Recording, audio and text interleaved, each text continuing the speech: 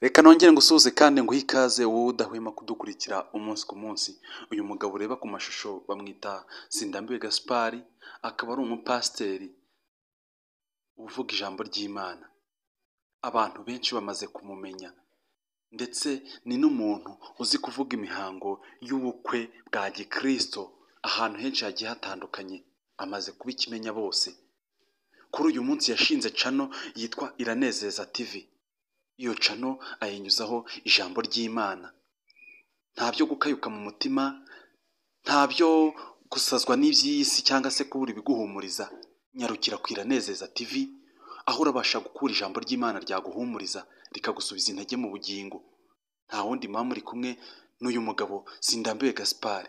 Ni umuntu Imana yagiye ikorera ibintu byinshi bitandukanye, ashobora kuguha ubuhamya ukanezerwa ugasanga birahura n'ibyawe cyangwa se nawe bikagusubiza intege mu bugingo. Nyarukira ku Iranezeza TV rero ubashe gukurikirana uyu mugabo Gaspard, hanyuma ijambo ry'Imana rikomeze kugwira mu mitima yanyu.